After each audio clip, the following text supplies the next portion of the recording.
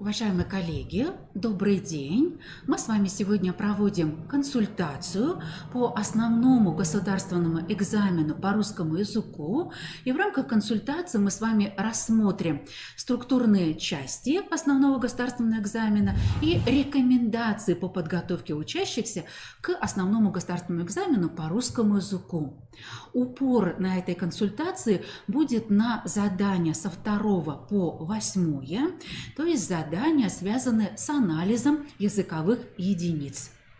Итак, уважаемые коллеги, основной государственный экзамен по русскому языку у нас с вами в 2021 году будет проводиться в новом формате. И мы с вами в демонстрационных вариантах контрольным измерительным материалом заметили в этом году очень важную сноску. Она связана с тем, что те задания, которые нам предложены, которые сформулированы, они не исчерпывают всего того спектра заданий и возможных формулировок, которые могут встретиться учащимся. Поэтому сегодня мы с вами рассмотрим разные формулировки этих заданий. Итак, уважаемые коллеги, напомню, основной государственный экзамен по русскому языку предполагает, что в первой части учащиеся пишут сжатое изложение. Напомню, Ирина Петровна Цыбулько уже в своих выступлениях на вебинарах обращала внимание на то, что скорее всего, будут выбирать тексты художественного и публицистического стилей, но не в той форме, к которой мы с вами привыкли. Вот как раз жанры текстов будут расширены. И это будут путевые заметки, это будут портретные и проблемные очерки, это могут быть записки, дневники, рецензии. Уважаемые коллеги, обратим на это внимание и будем помнить о том, что, например, издательский дом «Легион» выпускал уже в прошлом году и в этом году выпустил вот как раз методические пособия, в которых мы видим новые тексты для написания сжатого изложения.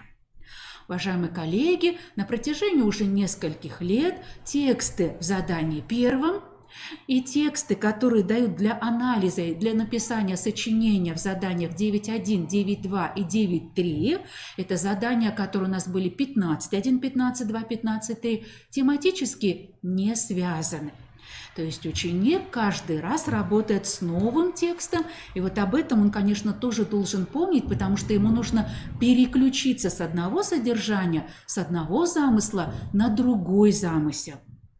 Уважаемые коллеги, вторая часть, о которой сегодня более подробно будем говорить, это, собственно, разного рода анализы, разборы.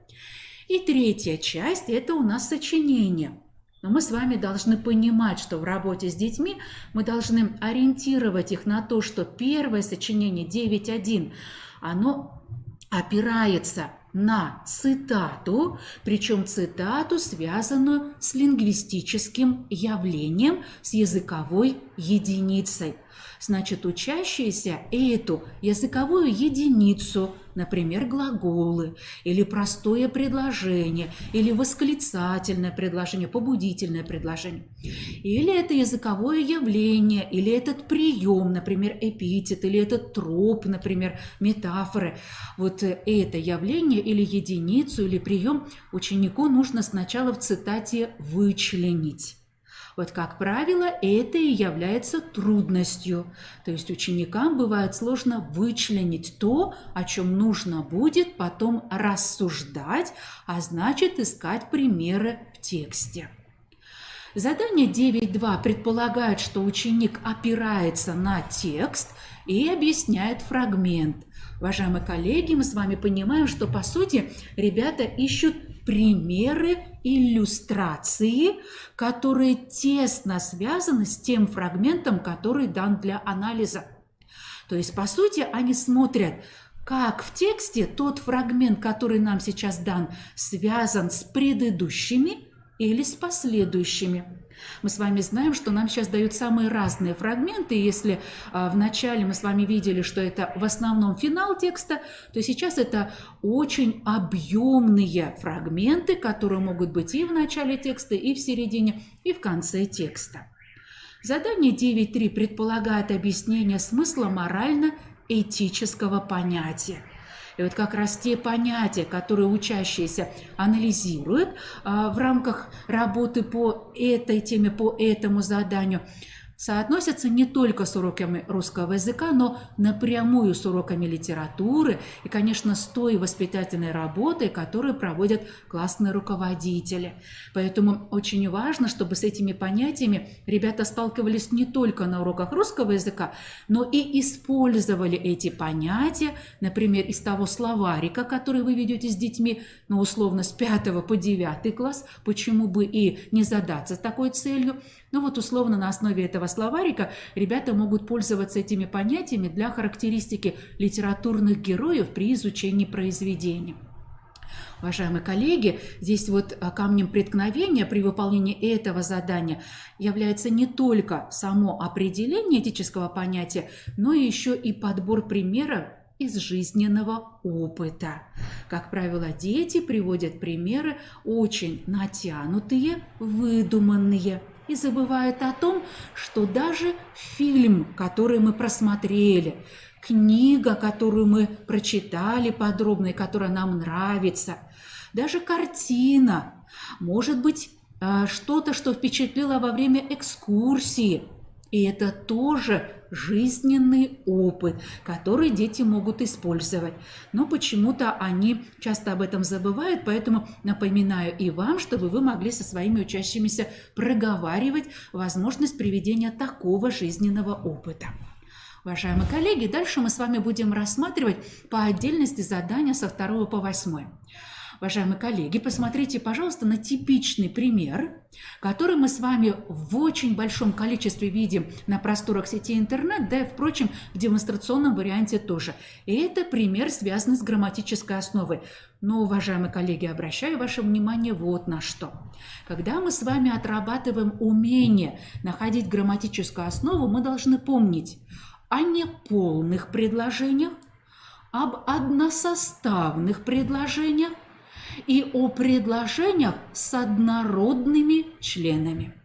Вот как раз в односоставных предложениях, в неполных предложениях и в предложениях с однородными членами учащиеся чаще всего допускают ошибку, особенно если эта грамматическая основа взята из сложного предложения, из одной из его частей. Поэтому тогда, когда мы готовим детей к выполнению второго задания, сначала нам, конечно, нужно вспомнить теоретический материал, который я сейчас уже называла вам. Коллеги, это пример из кодификатора содержания.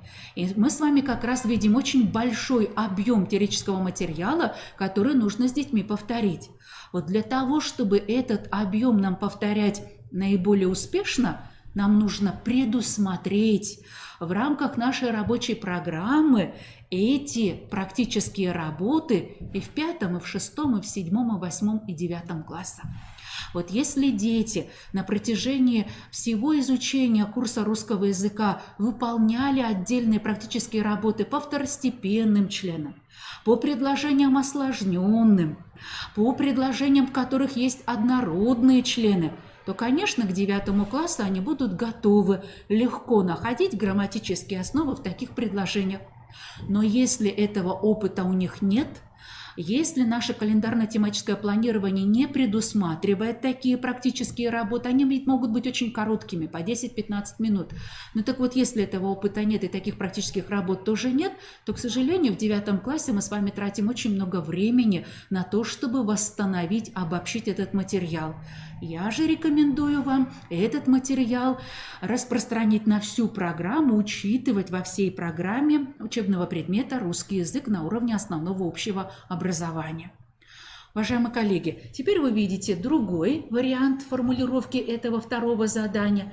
И теперь уже работа с характеристиками предложения, с осложненными предложениями, с типами сложных предложений. И вот как раз, коллеги, и этот вид задания тяжелее всего выполнять детям, потому что они ориентируются только на грамматическую основу, учатся находить грамматическую основу. Коллеги, а на самом деле оба этих умения связаны Если ребенок научится находить грамматическую основу, научится определять средства связи между частями сложного предложения, то и с характеристиками предложения он, конечно, тоже будет справляться. Коллеги, еще один вариантик, и этот вариант уже связан с разными характеристиками. Вы видите, 5-е задание вообще связано с типами сказуемых. 2-е предложение связано с типами односоставных. 4-е предложение и вовсе с типами сложных предложений, да еще и конкретная характеристика придаточной части. А вот 1-е задание вообще связано с осложняющими компонентами. Опять же, коллеги, для разминки, например, для проверки домашнего задания, которое вы задавали по учебнику, например, у вас было задание на расстановку знаков препинания, вы можете это же домашнее задание взять на разминку в начале урока и предложить детям проанализировать верные или неверные утверждения по отношению к домашнему заданию. Почему это удобно? Потому что дети уже как минимум 2 раза прочитали предложение, когда изучали упражнения в учебнике и когда его переписывали, когда расставляли знаки препинания. Поэтому такое упражнение будет уместно в начале урока для актуализации умений. Коллеги, еще один пример, и мы с вами видим, что здесь тоже перемешаны разные типы заданий.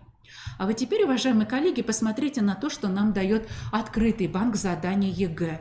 Мы тоже в открытом банке заданий видим разные формулировки задания 2-го, что говорит о том, что только на грамматической основе нам останавливаться с детьми не нужно. Нужно использовать разные варианты анализа предложений и разные характеристики предложений детям напомнить. Вот еще один пример, он, конечно, связан только с грамматической основой, но я, например, этот пример вам привела, потому что здесь мы видим, насколько тщательно детям нужно осознавать односоставные предложения, понимать односоставные предложения. Уважаемые коллеги, а это вот еще один пример уже непосредственно по учебнику для учащихся 9 класса. И вот такое традиционное, очень репродуктивное задание. Начертите схемы. Мы с вами можем это задание усложнить. Ну, например, сгруппируйте по номерам. Сгруппируйте по номерам предложения простые и сложные. Сгруппируйте односоставные и двусоставные. Сгруппируйте простые глагольные, составные глагольные сказуемые. Например, сгруппируйте распространенные предложения, нераспространенные. Мы можем эти же предложения, уважаемые коллеги, дополнить в устной форме или в письменной, но можем дополнить вводными словами, если они подходят по смыслу, не искажают замысел автора.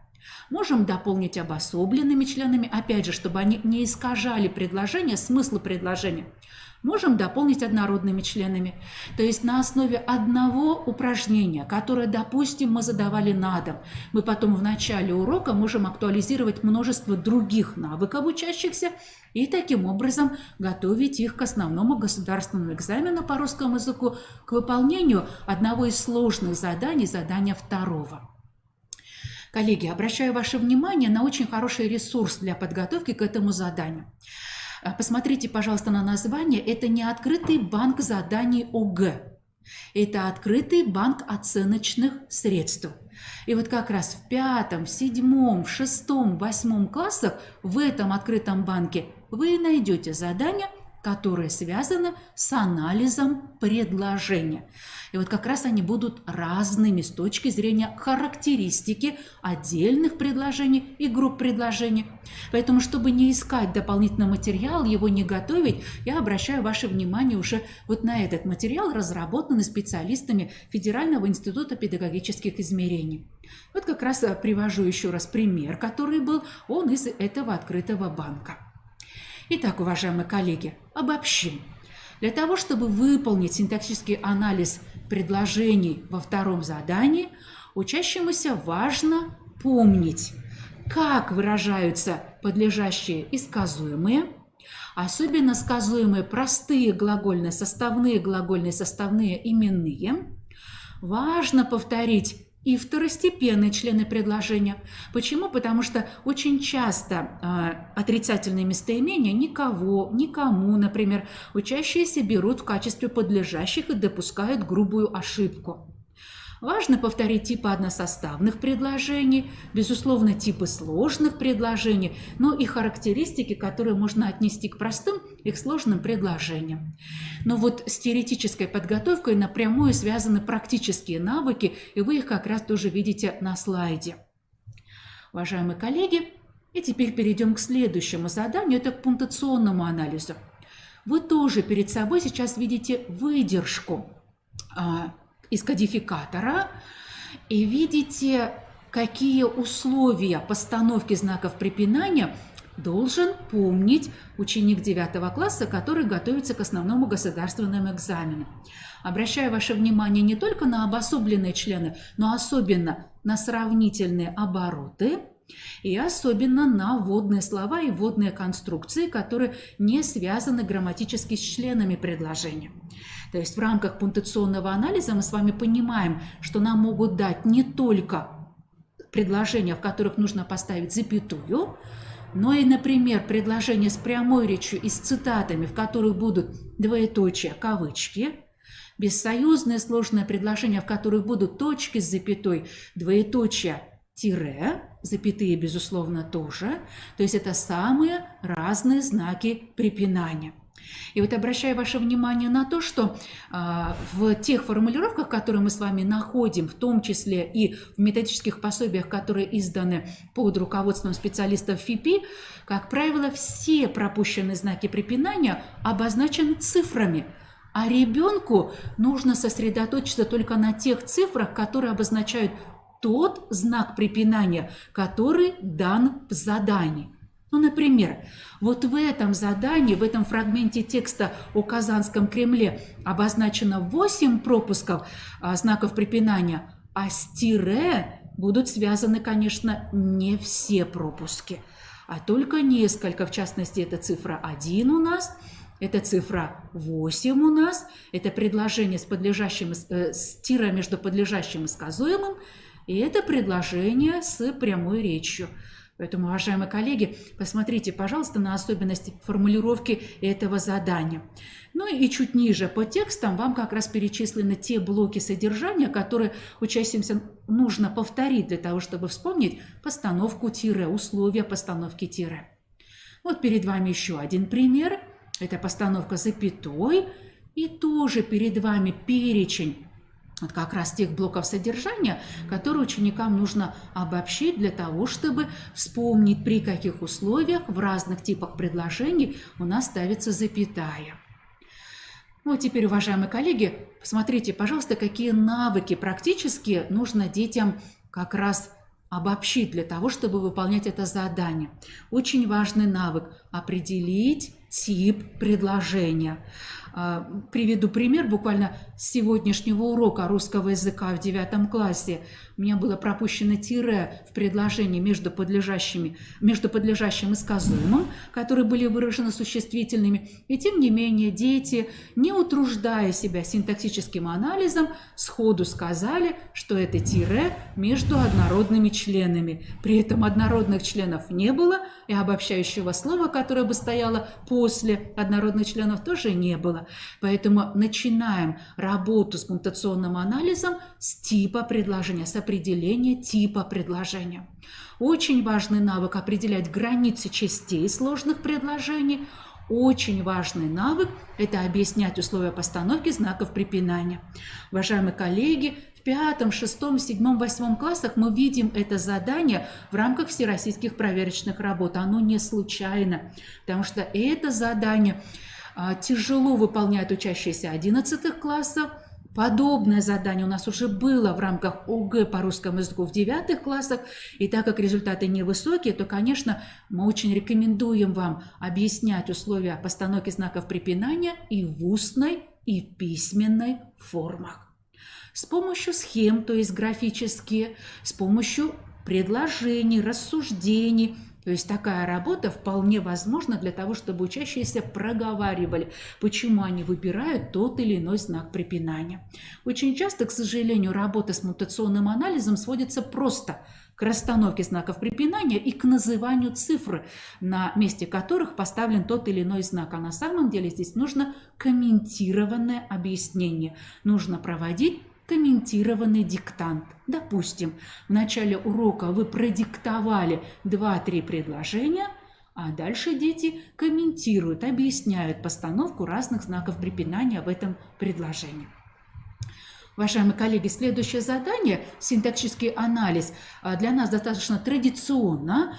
Мы действительно с этим заданием работаем. Обращаю ваше внимание на то, что в рамках преподавания русского языка и родного русского языка этот навык более эффективно формируется, если мы берем словосочетания из текстов. То есть если дети подбирают синонимичное словосочетание к тем, которые употреблены внутри текстов в предложениях в тексте.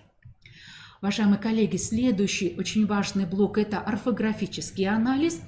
И мы с вами знаем, что для того, чтобы ребенок справился с этим заданием, очень важно повторить все части речи, а по отношению к некоторым частям речи еще и формы. Ну, в частности, например, для глаголов, в которых пишется после шипящий мягкий знак, это не только неопределенная форма, но еще и второе лицо. Это краткая и полная форма прилагательных и, кроме всего прочего, степени сравнения прилагательных.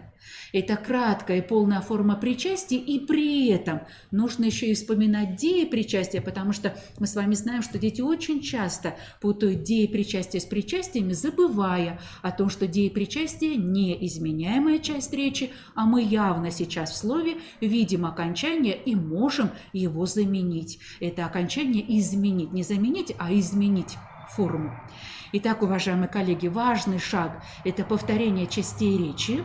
Очень важный шаг – повторение морфем, и только потом мы с вами при подготовке учащихся 9 класса можем переходить к конкретным орфограммам, конкретным условиям.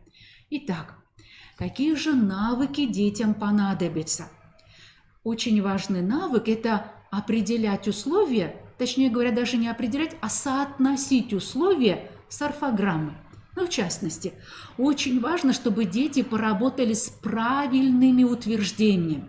То есть все утверждения по отношению к приставкам, к правописанию корней, к правописанию гласных после шипящих, к правописанию мягкого твердого знака, к слитному, дефисному, раздельному правописанию, ко всем остальным орфограммам.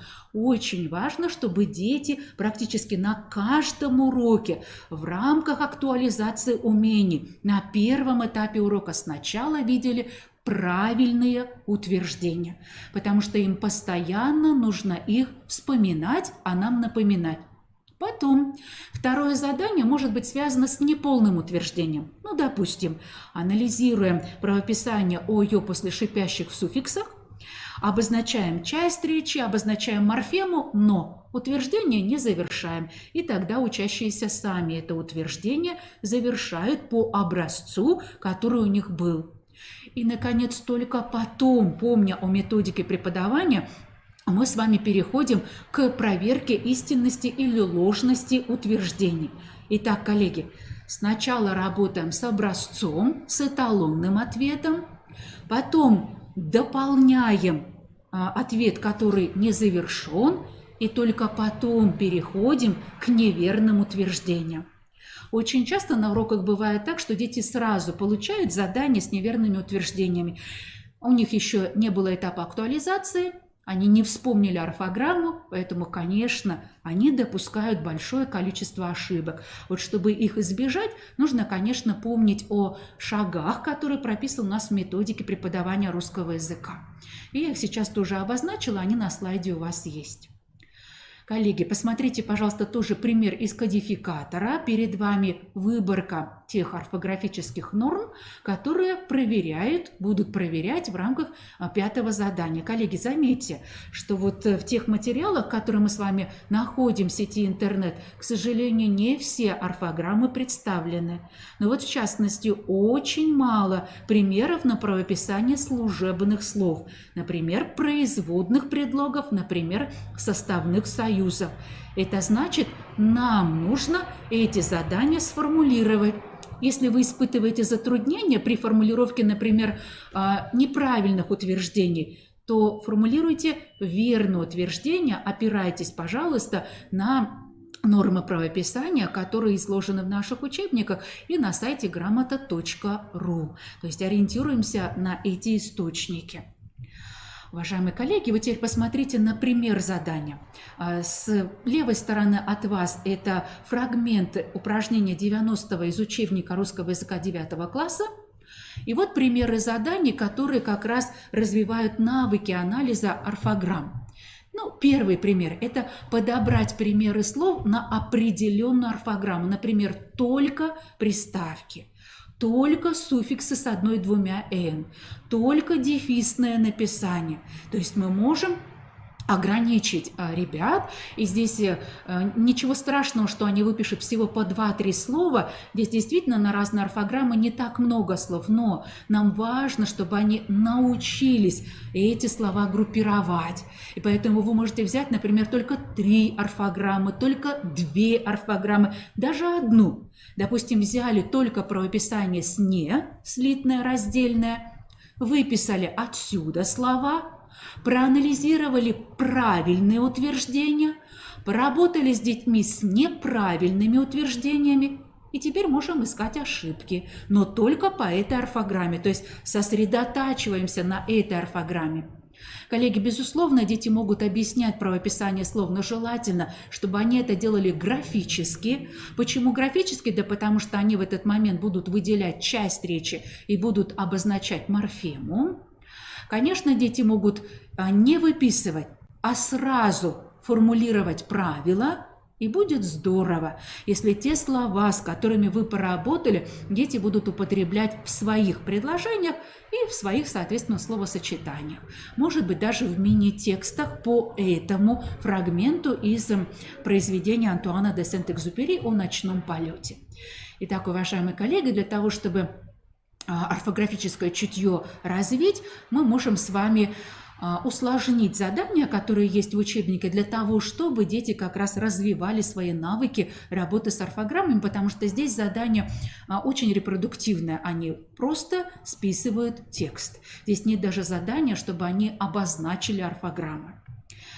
Уважаемые коллеги, следующее задание связано с содержанием текста. Оно для нас традиционное, но здесь дам следующую рекомендацию. Нам нужно помнить о том, что те тексты, которые анализируют дети, это тексты повествовательного типа. А это значит, что в утверждениях нам дают оценку отношений между героями. Посмотрите, у Жукова в классе не было друзей.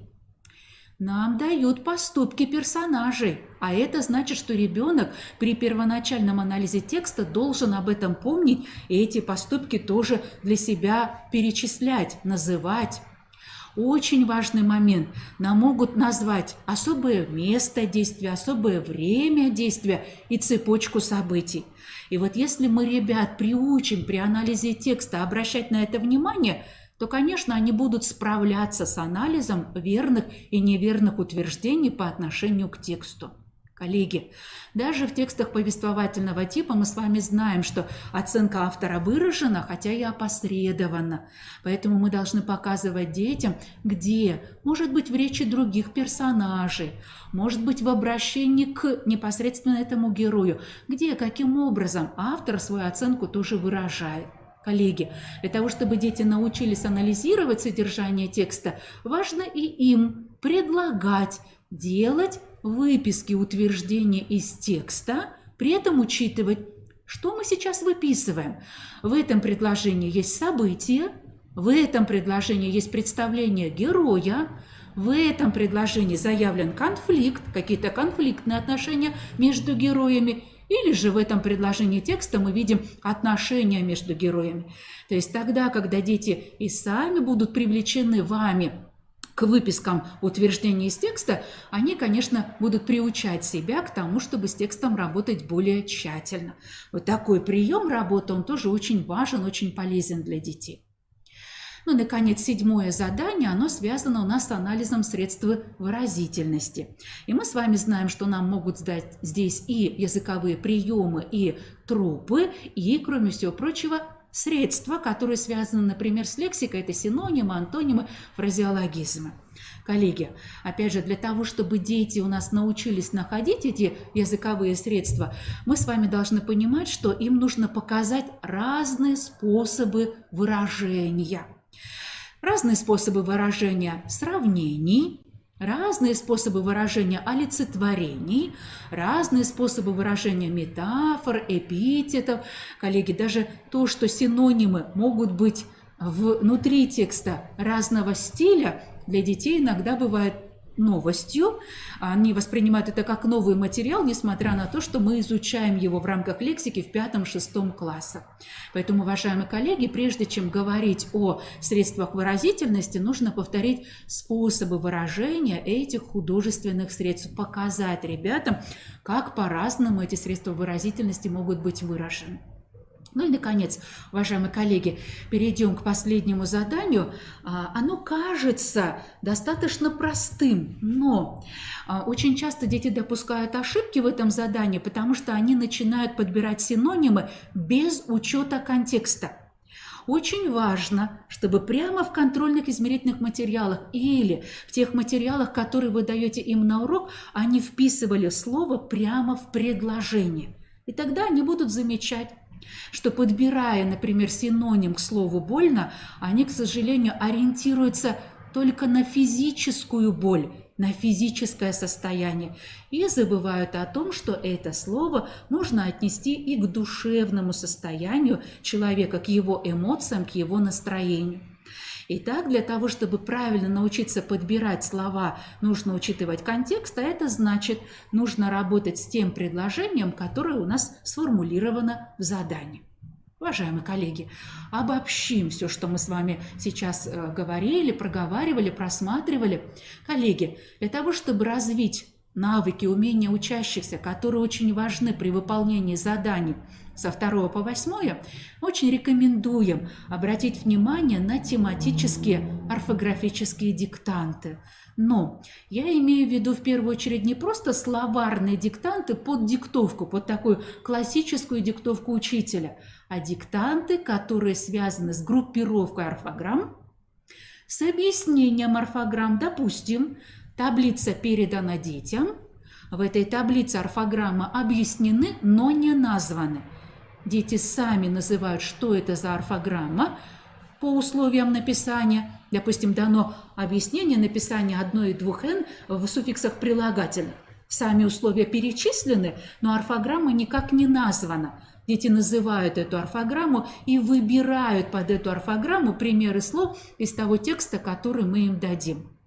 Очень важный пункт, важный момент – это как раз корректировка неверных утверждений. То есть не просто называем это утверждение не подходит, а мы его корректируем, это утверждение, так, чтобы вспомнить правильное объяснение.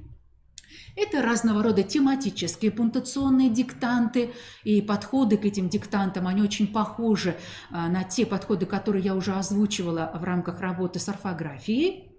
Это разного рода тематические синтаксические разборы. Конечно, уважаемые коллеги, важно, чтобы ребенок разбирал предложение целиком, но еще очень важно, чтобы при этом он предложение группировал, учился группировать их по какому-то основанию. Допустим, мы дали односоставное предложение, но внутри этих предложений есть определенно личные, безличные, обобщенно личные. Есть те, в которых есть второстепенные члены, есть те, в которых нет второстепенных членов, есть, допустим, побудительные, есть вопросительные, и ребята могут как раз найти основание для группировки этих предложений. Уважаемые коллеги, это обязательно должны быть разные работы по сжатию текста. Я не имею в виду просто изложение, я имею в виду как раз письменные работы, когда текст перед детьми, и они видят, что один из текстов насыщен однородными членами, другой текст насыщен предложениями с осложняющими компонентами, и тогда они выбирают, каким же способом они будут сжимать эти тексты. Уважаемые коллеги, это могут быть разного рода работы по определению значения цитат, по определению значения и роли фрагмента в тексте и по формулировке определения тех понятий, которые у нас используются при формулировке задания 9.3. Уважаемые коллеги, вот как раз работу с заданиями 9.2, 9.3 мы с вами продолжим в рамках других текущих наших консультаций. Здесь перед вами ссылки на вебинар Ирины Петровны Цыбулько и на сайт учителя Гордеевой. Вот как раз на этих ресурсах, по этим ссылкам, вы можете еще раз посмотреть дополнительные материалы по заданиям 2.8 основного государственного экзамена по русскому языку.